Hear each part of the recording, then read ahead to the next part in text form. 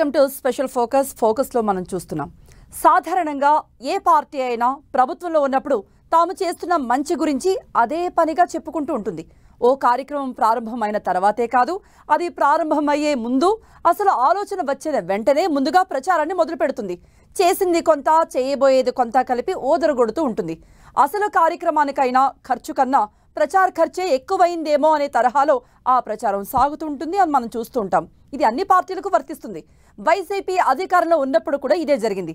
పథకాలు మొదలుకొని అభివృద్ధి కార్యక్రమాల వరకు అన్నింటిపైన జగన్ మొదలుకొని మంత్రులు, ఎమ్మెల్యేలు అందరూ కూడా వీలు కుదిరినప్పుడల్లా ఏదో ఒకటి చెప్తూనే ఉండేవారు. మరి అటువంటి నేతలు ఋషికొండ అద్భుత నిర్మాణాల గురించి ఎందుకు మాట మాత్రంగానైనా చెప్పలేదు? కళ్ళు చెదిరే రీతిలో అంతర్జాతీయ ప్రమాణాలతో ప్రభుత్వ భవనాలు సిద్ధం చేసి ప్రచారం చేసుకోకపోవటానికి కారణమేంటి? రాష్ట్రపతి, ప్రధానమంత్రి, గవర్నర్, ముఖ్యమంత్రి వంటి వ్యక్తులు బస చేసేందుకు రాజప్రాసాదాలు నిర్మించామని చెబుతున్న మాజీ మంత్రులు కనీసం ఎన్నికల ప్రసంగాల్లో వాటి గురించి ఎందుకు మాట్లాడలేదు? అసలు ఋషికొండ రహస్యం ఏంటి? 4 ఏళ్లుగా అక్కడ ఏం జరిగింది?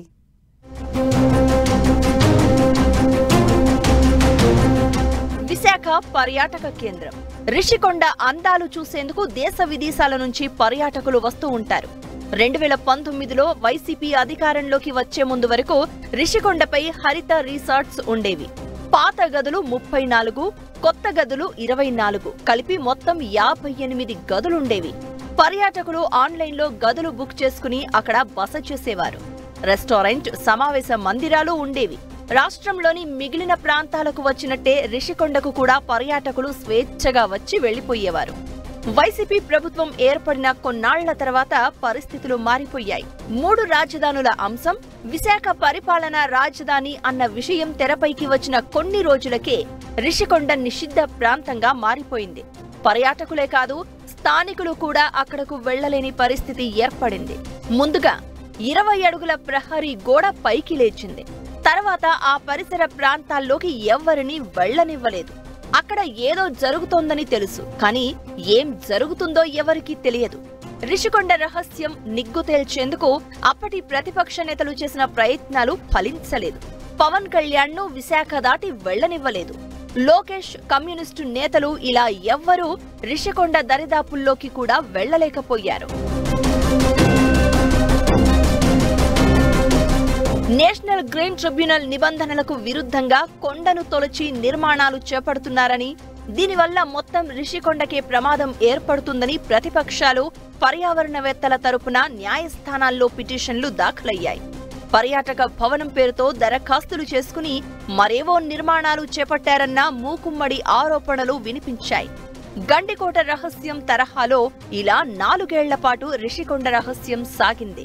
ఇంకొన్నేళ్లు ఆ రహస్యం అలాగే ఉండేదేమో, కానీ ఇంతలోనే ఎన్నికలొచ్చి ప్రభుత్వం మారిపోయింది. భీమిలి ఎమ్మెల్యే గంటా శ్రీనివాసరావు మరికొందరిని తీసుకుని ఋషికొండ రాజప్రసాదంలో అడుగు పెట్టడంతో అసలు కథ బయటకొచ్చింది. 4 ఏళ్ల పాటు సాధారణ జనం మొదలుకుని రాజకీయ నేతల దాకా ఎవ్వరినీ ఋషికొండ వైపు కన్నెత్తి చూడనీయకుండా అప్పటి ప్రభుత్వం ఎందుకు అడ్డుకుందో, ఋషికొండకు సంబంధించిన వ్యవహారాలన్నింటినీ రహస్యంగా ఉంచడానికి కారణమేంటో, ఋషికొండను తొలచి ఏం చేశారో అందరికీ తెలిసిపోయింది. ఒక పచ్చటి ఋషికొండని టూరిజం దీని కింద ఇక్కడ రిసార్ట్స్ కట్టి ఉంచితే బ్రహ్మాండమైన లాభాల్లో నడుస్తున్న ఆ టూరిజం రిసార్ట్ను కూడా డిస్మాంటిల్ చేసి ఇక్కడ అత్యంత రహస్యంగా, గోప్యంగా ఈ విలాసవంతమైన రాజమహల్ని నిర్మాణం చేయడం జరిగింది.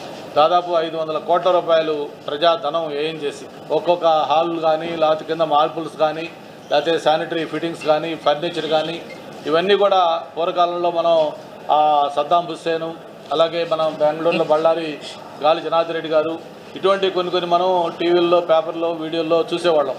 మరి వాటిని తలదన్నే విధంగా మళ్ళీ ఇందులో కూడా ఒక్కొక్క హాల్స్ కూడా ఎంతంత విశాలంగా ఉన్నాయో, ఏ విధంగా ఉన్నాయో. కొండ చుట్టూ 7 super structures, see view capture, ఆ భవనాల లోపల విదేశాల నుంచి తెప్పించిన ఇంటీరియర్ ఫర్నిచర్, యూరప్ నుంచి తెప్పించిన గ్రానైట్, ప్రత్యేక డిజైన్ మార్బుల్, బయోమెట్రిక్ తో పనిచేసే వార్డ్రోబ్స్, 500 చదరపు అడుగుల విస్తీర్ణంలో బాత్రూంలు, ఎటువైపు నుంచి చూసినా సముద్రం కనిపించేలా డిజైన్, గోడలపై పాలరాయి తాపడాలు, కళ్ళు మిరుమిట్లు గొలిపే విద్యుత్ దీపాలు, విదేశాల నుంచి తెప్పించిన మంచం, పరుపు, కుర్చీలు, బల్లలు, భవనాల బయట విదేశాల నుంచి తీసుకువచ్చిన వేల మొక్కలతో ఏర్పాటు చేసిన గార్డెన్.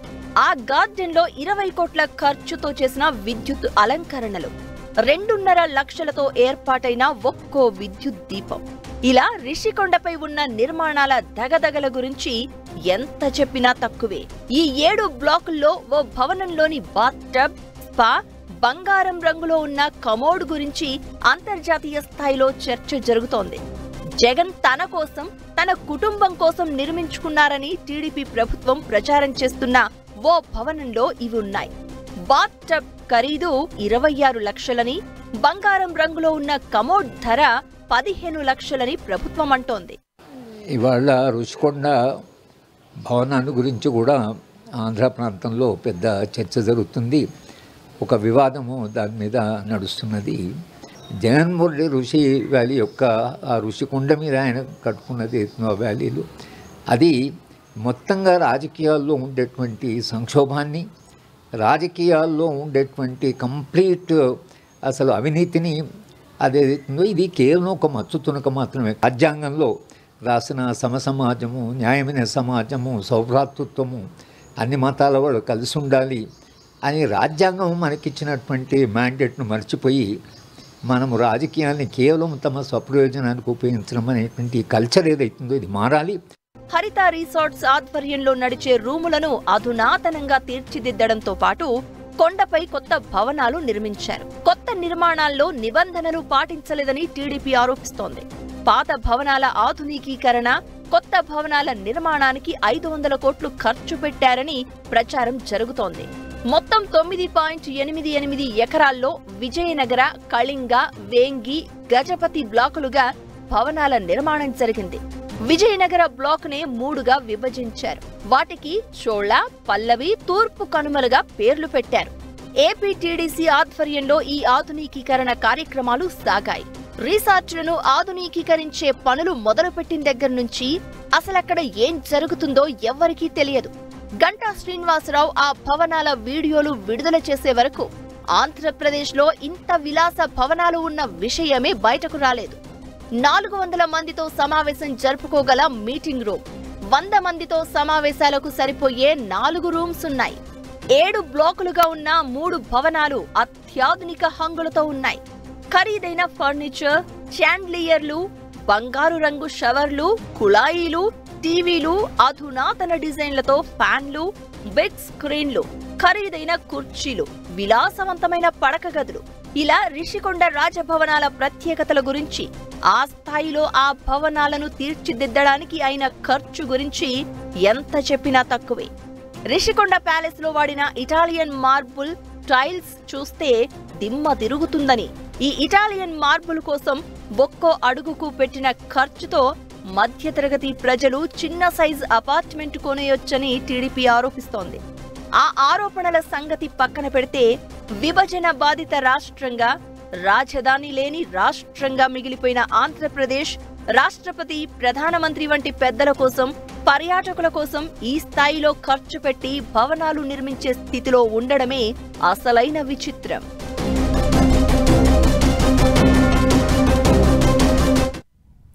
రిషికొండ రాజభవన రహస్యాలను గంటా శ్రీనివాసరావు బయట పెట్టినప్పటి నుండి ఏపీలోనే కాదు మొత్తం దేశమంతటా దీని గురించే చర్చ జరుగుతోంది. అసలు ఆ భవనాలను అంత ఖర్చు పెట్టి అంత అధునాతనంగా ఎందుకు తీర్చిదిద్దారు? పనులు జరుగుతున్నన్ని రోజులు ఎవరిని కూడా ఎందుకు అనుమతించలేదు? కేంద్ర రాష్ట్ర ప్రభుత్వాల పెద్దల కోసం నిర్మించినప్పుడు ఆ విషయాన్ని రహస్యంగా ఉంచాల్సిన అవసరమేంటి? ఇప్పుడు ఈ రాజప్రసాదాలను టీడీపీ ప్రభుత్వం ఏం చేయబోతోంది?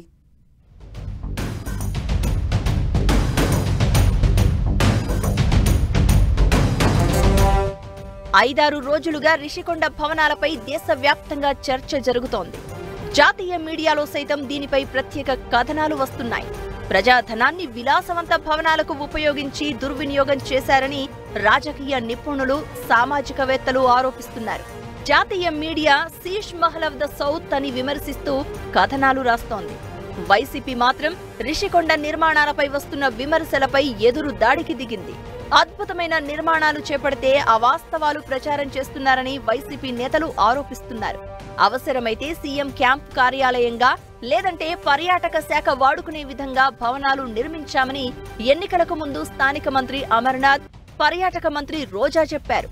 సీఎం అక్కడ నివాసం ఉంటే తప్పేంటని అప్పుడు బొత్స వంటి మంత్రులు ప్రశ్నించారు. ఇప్పుడు మాత్రం వైసీపీ నేతలు రాష్ట్రపతి, ప్రధాని వంటి ప్రముఖుల కోసమే వాటిని నిర్మించామని చెబుతున్నారు.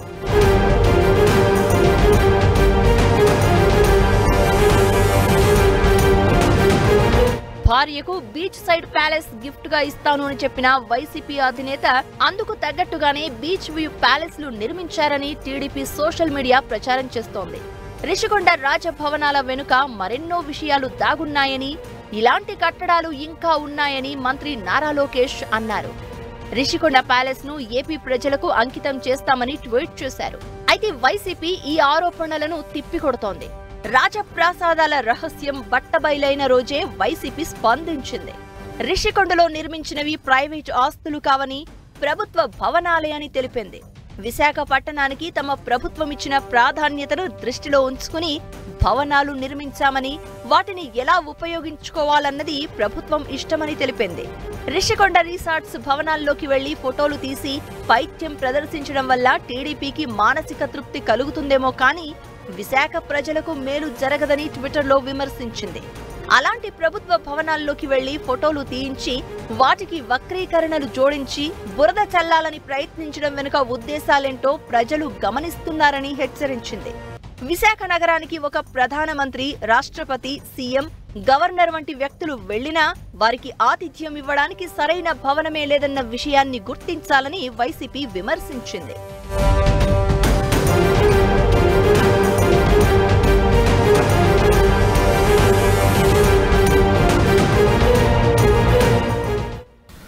ఏ విధమైన పద్ధతిలో దాన్ని కట్టడం జరిగింది, ఆ తర్వాత ఫైల్ నోటింగ్స్లో ఏమున్నాయి, విఎంఆర్డీఏ వాళ్ళు సిఆర్జెడ్ నిబంధనలు కావచ్చు, లేకుంటే ఏపీ అర్బన్ డెవలప్మెంట్ యాక్ట్ ప్రకారం వాళ్ళు ఇచ్చిన నోటిఫికేషన్ జీవో 3454 ఏదైతే ఉందో 2006లో ఇచ్చిన జీవో, ఆ జీవోలో ఈ విధంగా వయలేషన్స్ జరుగుతున్నప్పుడు అక్కడ స్థానిక అధికారులు ఏ విధమైన భూమిక అక్కడ తీసుకున్నారన్నది కూడా గమనించాల్సిన అంశం. విశాఖ నగరాన్ని విశ్వ నగరంగా అభివృద్ధి చేయాలన్న ఉద్దేశంతో అంతర్జాతీయ ప్రమాణాలతో పర్యాటక భవనం నిర్మించడం తప్పు ఎలా అవుతుందంటూ ప్రశ్నించారు మాజీ మంత్రి రోజా. వెన్ను చూపేది లేదు, వెనకడుగు వేసేది లేదంటూ ట్వీట్ చేశారు. సీఎం ఉండడానికి భవనాలు నిర్మించామని గతంలో చెప్పిన రోజా ఇప్పుడు పర్యాటక భవనాలు అంటూ మాట మారుస్తున్నారని బుద్దా వెంకన్న ఆరోపించారు. మరోసారి అధికారంలోకి వస్తే విశాఖను పూర్తిస్థాయి రాజధానిగా మార్చే క్రమంలోనే భవనాలను ఆధునికీకరించామని, సీఎం జగన్ విశాఖ కేంద్రంగా పాలన సాగించాలని భావించారని మాజీ మంత్రి అమర్నాథ్ అంటున్నారు. మొత్తంగా అధికార టీడీపీ, వైసీపీ మధ్య ఇప్పుడు రిషికొండే హాట్ టాపిక్. ప్రభుత్వం దాన్ని ఏ రకంగా ఉపయోగించుకోవాలనేటువంటిది చూడడం మానేసి రేపు రానటువంటి కాలంలో రాష్ట్రపతితో లేకపోతే గవర్నర్ గారు లేకపోతే ఇతర పెద్దలో వచ్చినప్పుడు దాన్ని ఏ రకంగా ఉపయోగించుకోవాలి అనేటువంటిది చూడడం మానేసి దాన్ని ఇంకా జగన్మోహన్ రెడ్డి గారు ఇల్లులాగా చిత్రీకరించేటువంటి ప్రయత్నం చేయడం అనేటువంటిది సమంజసం కాదు. ప్రముఖుల కోసం, పర్యాటకుల కోసమే విలాసవంతమైన భవనాలను నిర్మించి ఉంటే ఆ విషయం బయటకు చెప్పకుండా ఎందుకంత రహస్యంగా ఉంచారన్న దానికి వైసీపీ నేతల నుంచి సమాధానం రావడం లేదు. అలాగే నేషనల్ గ్రీన్ ట్రిబ్యునల్ నిబంధనలు అతిక్రమించి మరీ కొండను తొలిచి నిర్మాణాలు సాగించాల్సిన అవసరమేంటి అన్నదానికి వైసీపీ నేతలు స్పందించడం లేదు. పర్యాటకుల కోసమే 26 లక్షల ఖర్చుతో బాత్ టబ్ నిర్మించారు అనడం నమ్మశక్యంగా లేదన్నది టీడీపీ సహా అనేక మంది చేస్తున్న ఆరోపణలు. వాటిని తిప్పికొట్టే ప్రయత్నం చేయలేకపోతున్నారు వైసీపీ నేతలు. ఒక్కొక్క హాల్ కానీ, లేకపోతే కింద మార్బుల్స్ కానీ, లేకపోతే శానిటరీ ఫిట్టింగ్స్ కానీ, ఫర్నిచర్ కానీ, ఇవన్నీ కూడా పూర్వకాలంలో మనం సద్దాం హుస్సేను, అలాగే మనం బెంగళూరులో బళ్ళారి గాలి జనార్దన్ రెడ్డి గారు, ఇటువంటి కొన్ని మనం టీవీల్లో, పేపర్లో, వీడియోల్లో చూసేవాళ్ళం.